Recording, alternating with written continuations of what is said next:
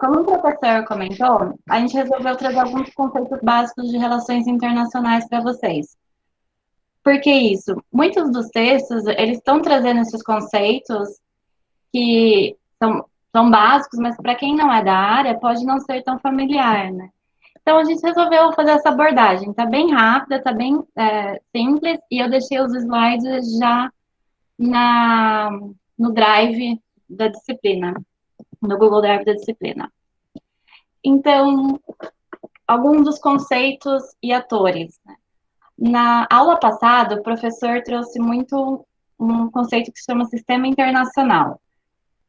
E para a gente que é GRI, é muito comum a gente falar sobre isso.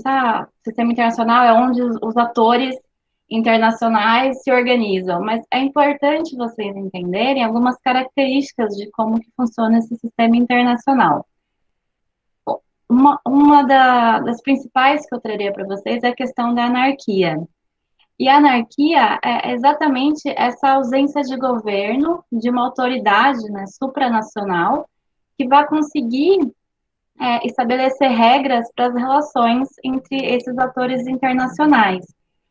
Então, ao passo que dentro de um Estado, né, dentro desse sistema doméstico, você tem uma coordenação via uma Constituição Federal, as legislações específicas para cada setor, no sistema internacional a gente não tem isso. Você não tem uma agência, né, um Estado maior, um outro órgão, que ele vai estar ali e vai estar cumprindo essa fiscalização. Se um país descumprir essa regra, ele vai ser preso. Não, a gente não tem como prender um país, né? E isso dentro do sistema doméstico, se alguém viola uma lei, ele tem todo um aparato legislativo que vai ser discutido para você levar essa pessoa a cumprir essa pena em decorrência da ação que ele fez.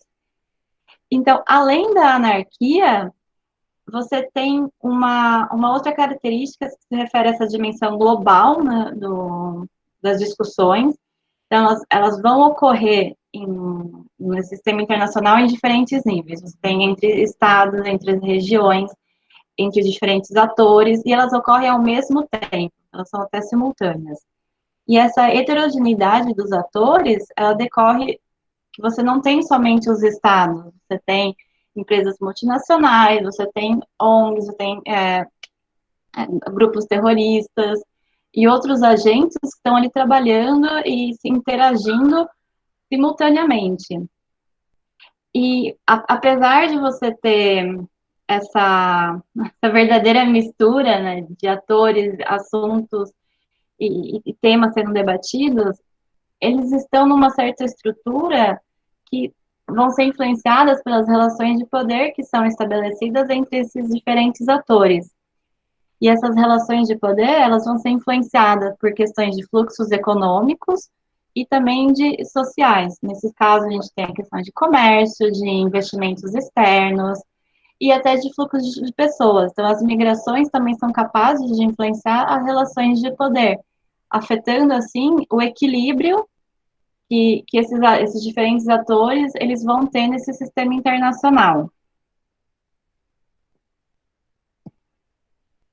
E, como eu comentei, deseja-se, né, que o sistema internacional alcance esse equilíbrio de poder.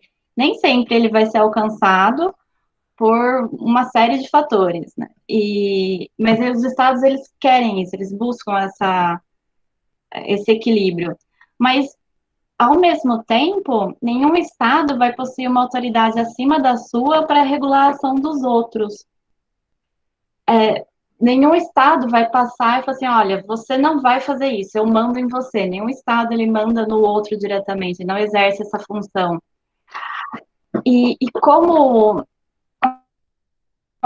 tem uma diversidade de fatores que vai estar afetando esse equilíbrio de poder. Um dos principais que a gente tem foi quando teve o surgimento da arma nuclear.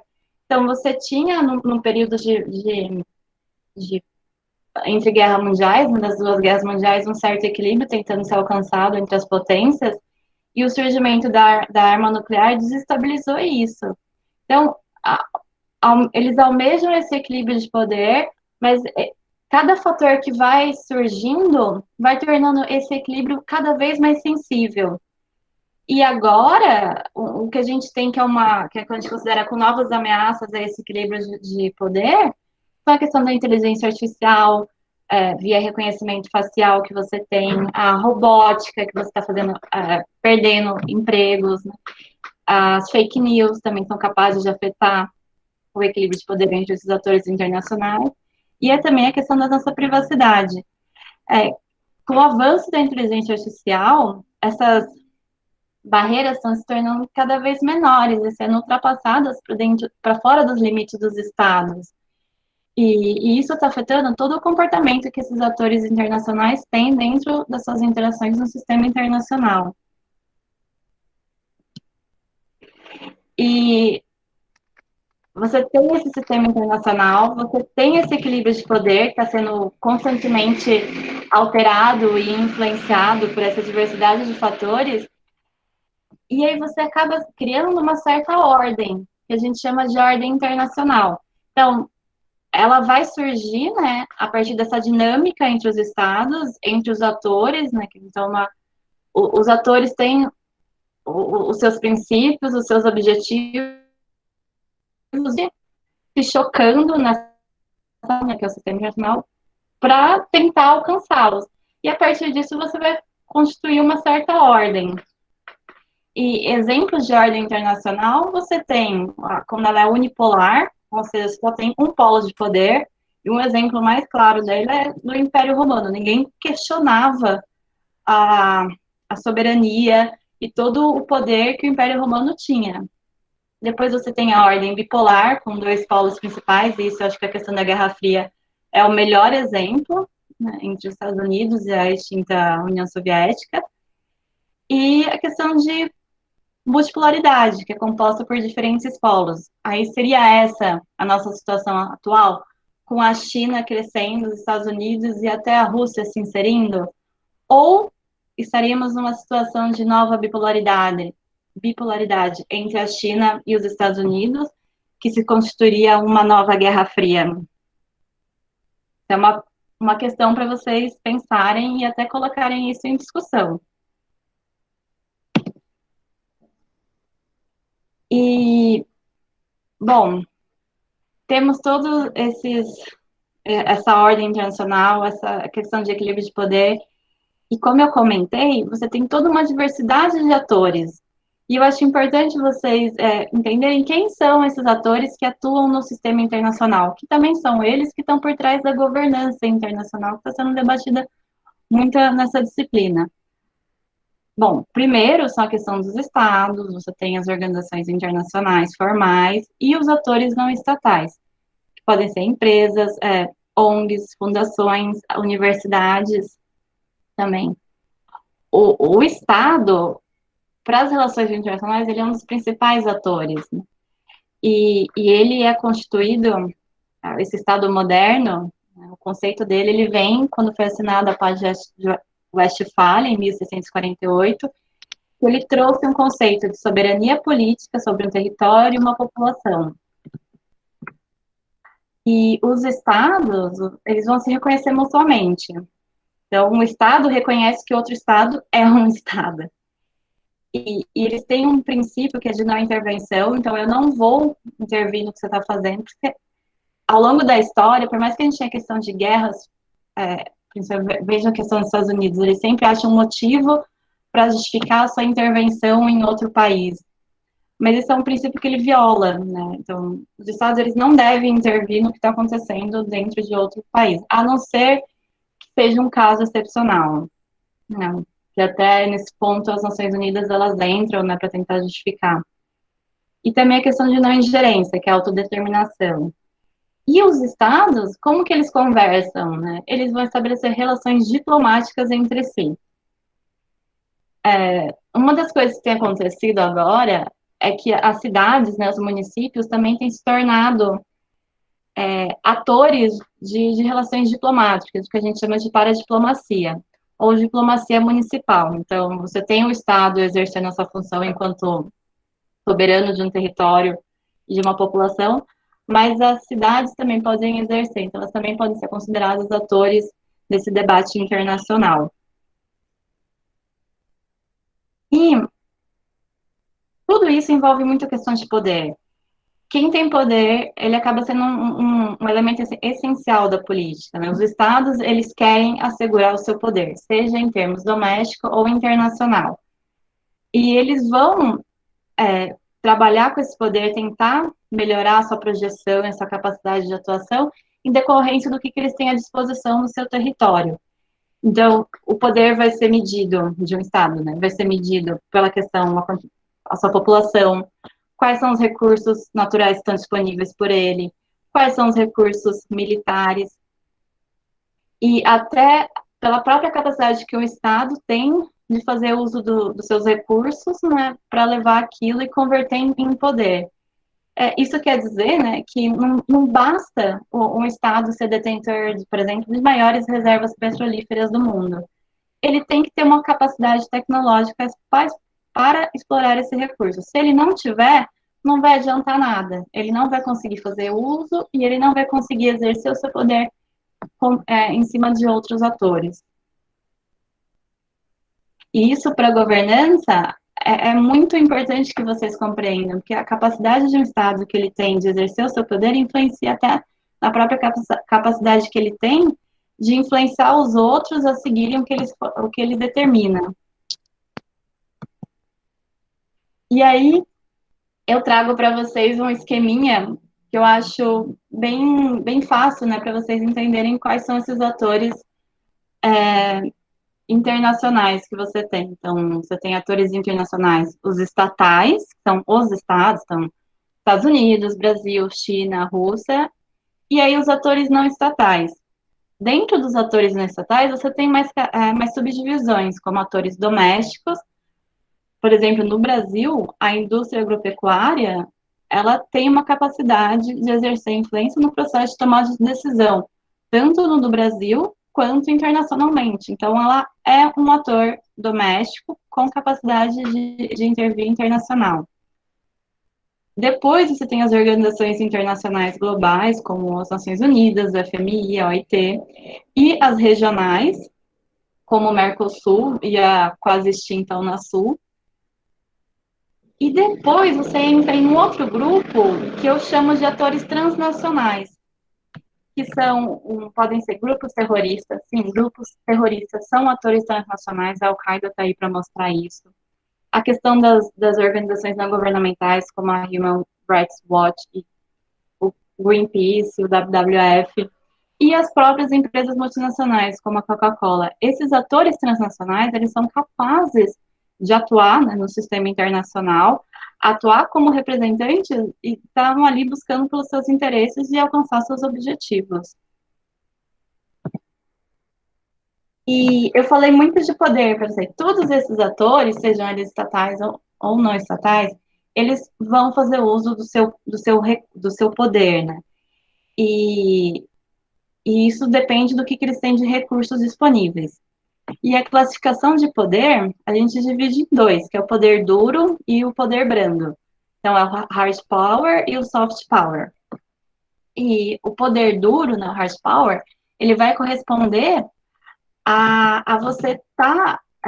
são coisas mais tradicionais, como dimensões territoriais, como eu comentei, qual que é a extensão do país, o que você tem de recurso disponível, como que está a demografia dele, o que você tem de capacidade industrial instalada, quais são as matérias-primas, e a questão do poder militar. Então, qual que é a capacidade militar que o país possui. Veja que os Estados Unidos são uma potência militar. O gasto dos Estados Unidos para a questão militar é altíssimo. E se você for ver do Brasil, ele ainda é baixo comparado com as outras nações. Então, além do poder duro, você tem o poder brando, que são mais ligados à questão de ideologias, de poder econômico, tecnologia e culturais. Então, vai ser uma habilidade política que você tem de disseminação dos seus valores e de produção de modos de vida. Um exemplo de poder brando é o K-pop, que é como que a Coreia do Sul consegue influenciar os outros países por meio da disseminação da sua cultura e dos seus valores. Então, eles estão atuando na questão de música, você tem as bandas, né, conjuntos musicais de K-pop, você tem a questão de novelas, você tem livro. A Coreia do Sul está passando a exportar novelas. Isso é uma coisa que ninguém esperava, né? Apesar da dificuldade do idioma, que não é todo mundo que fala o coreano, eles conseguem levar os seus valores, essa cultura para os outros países. É, isso foi apenas um exemplo, né? Você tem outros. E com base né, nessa interação entre poder duro e poder brando, os estados, esses atores, né, eles vão conseguir ser identificados em superpotências, potências globais e potências regionais. E outras classificações que a gente pode ter são nações desenvolvidas, nações em desenvolvimento, grandes estados periféricos, potências médias, potências emergentes, primeiro mundo, segundo mundo, terceiro mundo. Então, tudo vai depender dessa interação de recursos que os países têm e quanto que eles vão conseguir trabalhar com isso para exercer o seu poder, seja ele poder duro ou poder brando. E, e isso também vai depender muito das suas forças internacionais que está disponível no seu território. O país, né, o Estado, principalmente, ele vai estar tá atentando no que ele tem disponível para transformar em poder. Então, a questão da sua população é muito importante. Se ele tem recursos naturais disponíveis, o Brasil ele é uma potência em termos de recursos naturais. Quando a gente fala da questão de água, o Brasil ele tem muito recurso hídrico. As principais bacias hidrográficas transfronteiriças do mundo, elas estão inseridas em território nacional.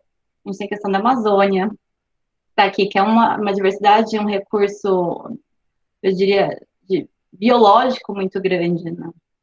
E isso vai ser tudo trabalhado para que os atores consigam exercer cada vez mais o seu poder sobre os demais. E aí, eu trago aqui uma outra imagem que também ajuda vocês a contribuir, a entenderem, né? Então, o sistema internacional, ele intercala os aspectos locais, nacionais e internacionais, por isso que são múltiplas escalas, e você tem toda essa diversidade de atores interagindo nessa estrutura. E se vocês compreendem essa estrutura dessas relações e a natureza dessas influências, vocês vão conseguir entender como que o processo de governança ele vai ser desenvolvido, né? Você sai do governo, né, e passa para esse outro nível. Pessoal, também eu vi algumas dúvidas agora que eu não tinha listo. Por que os atores domésticos não são nacionais? Deixa eu voltar aqui para cá, nele. Porque eles são ligados. Oh, Patrícia, os atores domésticos não são transnacionais, são porque eles atuam eles são locais, é uma indústria ligada, então por isso eu falei da indústria agropecuária como exemplo, elas vão estar exercendo esse poder dentro do Estado primeiro, para influenciar no processo de tomada de decisão dele no ramo internacional. Não é que ele vai pular direto e ele vai estar ali defendendo, ele não tem esse poder de persuasão nesse aspecto. Ele vai influenciar primeiro o ator estatal, para aí o ator estatal fazer essa outra discussão na rodada internacional. E aí a Paola, o poder de cooptação. Isabela? Oi. Rapidinho. Oi. Tudo bem, entendi. Então que tem essa etapa no meio aí. Mas e se eu pensar na ONU, por exemplo? Ela não seria livre esse fluxo assim para ela já ser transnacional? Então, aí é uma outra coisa. A ONU é uma organização internacional, ela funciona diferente, ela não entra nessa classificação de ator transnacional. Ela é uma organização internacional, então ela não é vinculada a nenhum estado, ela não tem um propósito físico e como eu posso explicar? Não tem um propósito específico em nenhum lugar. Ela vai atuar em diferentes instâncias e ao mesmo tempo que você tem. E aí a organização internacional, ela pode ser global, né, que é o caso da ONU, e a regional, que é o Mercosul. No caso do Mercosul, por exemplo, ele vai estar atuando nessa área do Mercosul, nesse território do Mercosul. Os atores que vão estar ligados a ele são esses atores primeiro estatais, que esse primeiro nível, então você tem Brasil, Argentina, né, ali principalmente, que são as potências que você tem na América do Sul, e aí você tem, então, o Mercosul pega e ele vai e conversa com a União Europeia, mas antes disso ele faz toda uma discussão com os países membros. Então você tem esses pulos de escalas, né? Você sai de uma escala local, passa para uma escala regional e aí internacional. Eu não sei se ficou claro, Patrícia. Melhorou, melhorou. Obrigada. E aí a Paula, você pode explicar de novo o poder de cooptação. Então, poderes, não, para cá. O poder de cooptação, ele é junto com a questão de poder brando. Então, você tem essa capacidade de influência, né, que você tem, que o país possui, né, que o ator possui, e ele vai conseguir trazer, né, subordinar as pessoas de acordo com essa influência que ele tem. Ele não vai exercer, ele não vai fazer uma guerra para atingir seu objetivo. Ele vai usar todas as outras formas que ele tem de negociação, principalmente, para chegar nesse objetivo maior que esse ator possui. Ele vai tentar negociar por vias econômicas, por vias tecnológicas. Assim, eu vou te ceder a patente desse item, dessa alteração genética, e vocês vão seguir o que eu estou propondo nessa negociação.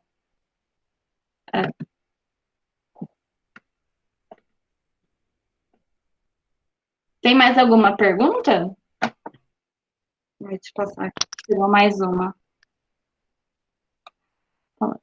Qual seria a diferença entre transnacional e internacional? Paula, eu vejo o internacional como só o que acontece nessa escala internacional, esses atores que atuam internacionalmente. E o transnacional, ele transcende as escalas de negociação. Então, você tem a negociação local ocorrendo ao mesmo tempo da regional e ao mesmo tempo da internacional. O professor até pode me complementar nesse aspecto. Sim, eu acho que foi a Bárbara que a gente estava conversando antes da aula começar, e eu perguntei qual é o grupo que ela ia trabalhar, ela falou dos diamantes de sangue, né? Então, assim, qual que é a diferença do internacional e do transnacional? Os diamantes de sangue são um problema, na verdade, que acontece em todas as escalas, simultaneamente. Por quê? Porque em alguns países africanos, os diamantes de sangue financiam as guerras civis entre guerrilhas, entre grupos, né, que disputam território. Em geral, território com algum recurso natural importante, né? Minérios, enfim. Então, você tem um conflito local, nacional. Os governos nacionais estão envolvidos nisso.